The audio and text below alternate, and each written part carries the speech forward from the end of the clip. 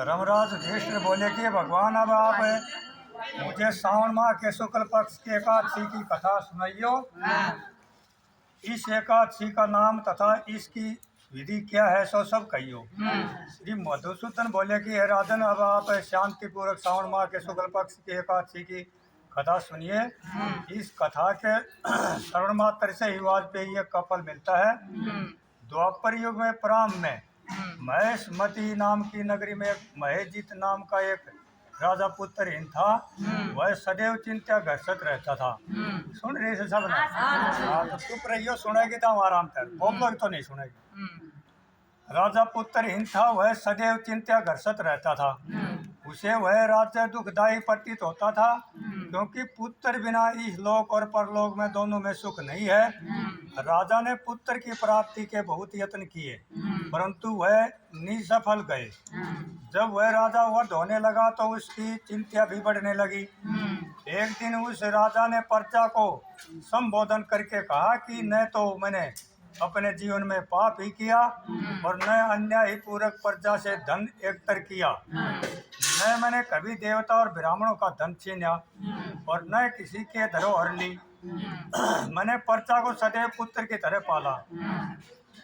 मैंने अपराधियों को पुत्र और बाधुओं की तरह दंड दिए। चुप रहो भाई, चुप रहो, फालतू बात मना कर, फिर सुने को ना, फिर ना सुने तो वाली भाई अब मैंने सुनी को ना। काम करता रहो अच्छा थे और करना तो सुनता रहो। ये मैंने कभी भी किसी से राग देवस नहीं किया, सबको सम्मान माना। इस प्रकार धर्मयुक्त राज्य करने पर भी मैं इस समय महादुख पा रहा हूँ। सो क्या कारण है, मेरी कुछ भी समझ में नहीं आ रहा है। राजा महेशजीत की इस बात को विचारने के लिए मंत्रीगण आदि वन को गए। वहाँ वन में जाकर उन्होंने बड़े बड़े मुनियों के दर्शन किए। उस स्थान पर वयोवृद्ध और धर्म के ज्ञाता महर्षि लोमस के पास गए। उन सब ने जाकर महर्षि को यथायोग प्रणाम किया और उनके सन्मुख बैठ गए।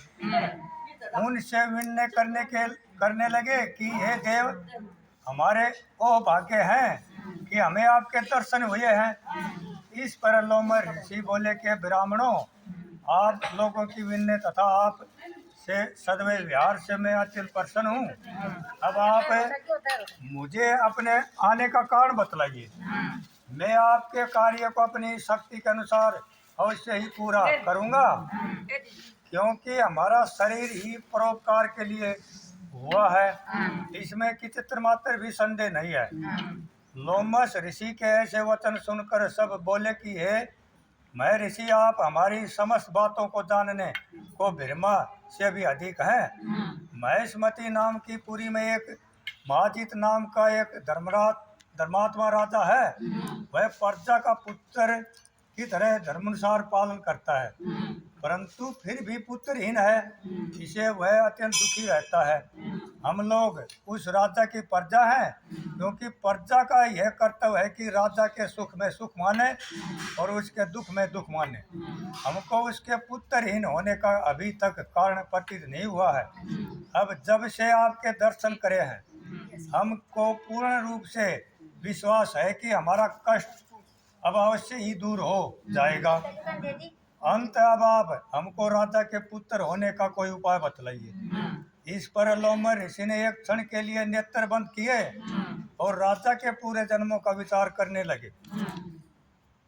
विचार करके बोले कि हे ब्राह्मणों, यही राजा पिछले जन्म में अत्यंत निर्धन तथा बुरे कर्म किया करता था।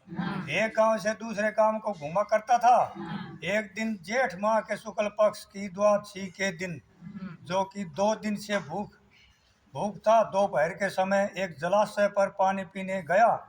उसी समय की ब्याही हुई प्यासी गौ जल पी रही थी। राजा ने उसको प्यासी ही हटा दिया और समय जल पीने लगा। हे ब्राह्मणों, इसलिए राजा को यह दुख भोगने पड़ रहे हैं। एकादशी के दिन भूखा रहने से उसको राजा होना पड़ा और प्यासी को हटाने से पुत्र के वियोग का दुख भोगना पड़ा।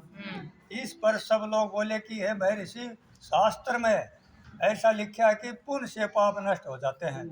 इसलिए कृपा करके आप राजा के पूरे जन्म के पाप नष्ट होने का उपाय बताइए, क्योंकि इस पाप के क्षय होने से पुत्र रत्न की उत्पत्ति होगी। ब्राह्मणों के ऐसे वचनों को सुनकर लोमस ऋषि बोले कि हे ब्राह्मणों, यदि श्रावण माह के शुक्ल पक्ष की पुत्रदा एकादशी को तुम सब लोग व्रत करो और रात्रि को जागरण करो और उस व्रत का फल राजा को प्रदान कर दो, तो तुम्हारे राजा को पुत्र रत्न पैदा होगा।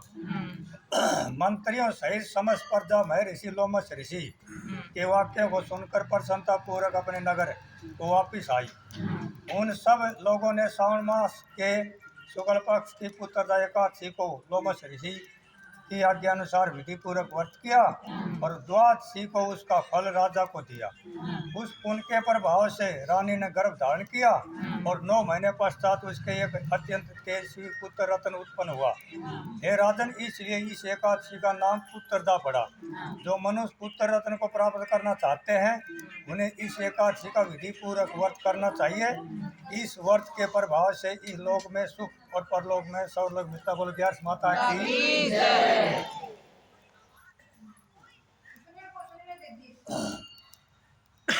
उत्पन्ना मोक्षदा सफला उत्तरदा षटशिला जया विद्या अम्मल पापमोचनी कामदा वर्षनी मोहनी अपरा निर्जला योगिनी देवसनी कामदा उत्तरदा आजा परिवर्तनी इंदिरा पाशाकुशा रमा देवध्यान बंदनी परमा। बोलो 11 माता की जय। बोलो विष्णु भगवान।